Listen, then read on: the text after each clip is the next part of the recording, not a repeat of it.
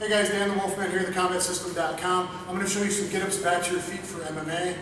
And what's important to know is that anytime you're by the cage, you can try to get your back to the cage to wall walk, or make your post on the ground. So at least put your shoulder up against it so you can't get to your back and things of that nature.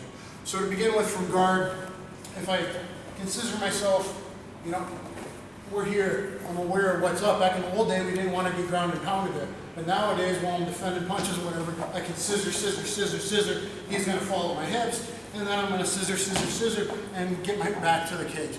So whether my hand is on collar tie, underhook, frame of the neck, I can look for my post and my get up to base and get up to wall walk, using the cage one way or the other for base. So even if I got him here, if I can get my shoulder blades to here, I can start my wall walk. If I'm here, I can get my shoulder blades to wall walk. If I got an underhook, I can wall walk. So anytime here, I can start getting a leg underneath me, post up, and now use my shoulder blades and my elbows. And now we're fighting to stop him from retaking me down. So we're here, watch yourself. We're here, and I got myself here. I'm going to do something like this, frame and post, take that hit, and now I'm going to do my get up to base and use this. See, I'm pressuring how low I am, but I'm pressuring my weight back into the cage. Now he's coming down. I got to get my legs back, split the fence, get under the hook. I still got to fight this, but now he's going to come up with me, and I'm going to be getting up. So wall walk is just here, without you a second. Just here, just stay there a minute. Here, and then get up, and here. So at the end of practice and all the time, you should always be practicing your cage walk, your wall walk, getting that underhook, throwing your knees, what I usually do. Think about that underhook and getting them off your feet. Next up, in the open, or against the cage, again, everything can apply when you're near the cage, and you can use that awareness of the cage to help you finish getting out. I'm tired today because we've already been training hard, about 2.5 hours. So, usually I like to lock the guy down. I get overhook, head control, I tie him up, I make him frustrated, make it hard for him to hit me. He's sucking in hard with my legs. Now what he wants to do is, he goes up, I pull him back in. He goes up, I pull him back in, and I make him work for it. Now like the third time, or maybe the first time, because if he really wants to hit me, he's really struggling, or he's hearing the ref and one for the stand-up. Right here, once he's really got that posture, now I let go and look you over postured, boot him off, get up to base, and start banging away again, or get on top posture. So the best way for a kickoff escape is not just to go forward. The best way is action, reaction, just like wrestling and judo. Pull the guy in, suck him in, start working something in, and then he wants to swipe open down, and now he over postures, boom, and then here I can single or double. You just gotta be careful you don't kick one single through, and he manages to take it and pass. So you gotta be aware. There's also a little opportunity for him to pass. But a kickoff escape still works great, it works all the time. So that's two. Next would be Heisman Trophy. Okay, this one I really got from one of the UFC fighters.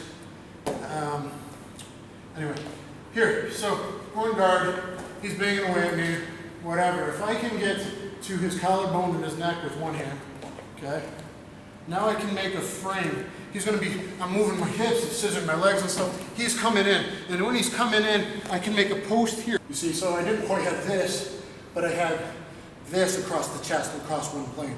So I can still use that as a get up. So here's 3. 4 is anytime we got an underhook on the back, anytime we got it, I'm here, anytime I can get a deep underhook. Now he's stuck, he's maybe trying to hammer fist my face and stuff like that. Anytime I got this, I can use this underhook to then get off on the side and clear this leg. Okay, even if he's staying up here, I can use this underhook as he's pressuring in. I can base and get up and work. Okay, so a guard or half guard, or a guard and kind of sliding against the cage, you'll see it a lot, sort of in the half guard because I got to pass my leg. So I'm here, maybe I'm trying something like this. Maybe I got zero, okay? Maybe we're doing something like this and trying to scissor sweep. We're in a scramble off the takedown. That underhook's there, I'm going to use that and go open up, kick off as he's driving in and go. Wait for him usually to give you some energy. come here against the cage and give me just a little bit of energy, because he's always going to be driving his hips into you to hit you, to keep you down. So I'm here, and if I can get anything like this, look here, this leg clears. Even if it ends up a little bit between the leg, or it was half guard to begin with. I'm here, whoa, trying to frame, posting, okay, getting up, using my weight against the cage, getting that foot underneath me, and climbing. This underhook's gonna help you. Same thing, half guard now. Half guard. Or I even let the guy step over me. So look, I let him step over me. Even if I go here, maybe I even let him get that step, stepping me over my leg. Boom, that's okay, that's my timing now to go high underhook, post, and start escaping up. Come in, driving in. Here, we're here. Now we're fighting for this. I'm trying to yank him up with underhooks, peel him off my legs to rise with him. Now a lot of times you'll see guys split the fence and he's gonna try to get to my back. You just gotta make sure I don't overturn here. I keep that shoulder kind of in front of the cage. Come here. So maybe we're here. Get down, and now we're coming up. So now I posted and try to get the hand away, but boom, I got my foot to my hand. So like we're here. Try and grab my wrist with your hand. See, he's peeling that off, he's trying to pull me down. Bam, I spin back inside. Oh, as he's pulling it off, I got that foot under me. We're driving up. Okay? So what I don't want to do, that underhook's going to stop him, but the underhook's the main thing to stop him from going to my back. But even if I was here, don't let him collapse me and get to my back. Keep your back to the cage, and I can re-pummel in now. Okay, use that back as a wall. The cage is like a wall. It's flexible, but use it so he can't get to your back. Always be aware of the guy. Just as you're posting, some guys are getting their back taken. The guy hops on with a hook and takes the back wall and bears down. So that's underhook escape. Same thing applies side mount. Side mount, far side underhook escape's your best escape. Anytime I can mess with his forehead, mess with his neck, I'm trying to bridge, get back to guard. I can give a big bridge, feet to butt.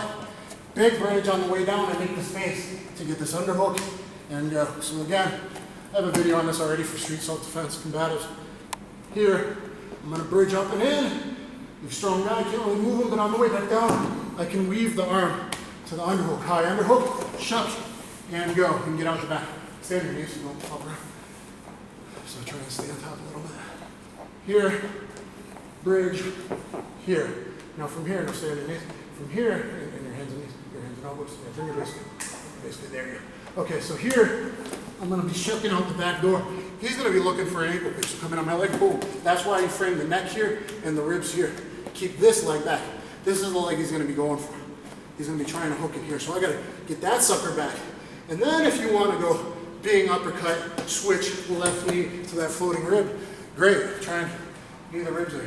On the other side here. So side mount escape, bridge in, come out the back door, keep away. 1FC rules, deep rules, keep them in the head. Okay, so there's your underhook escape. Next would be near side underhook escape.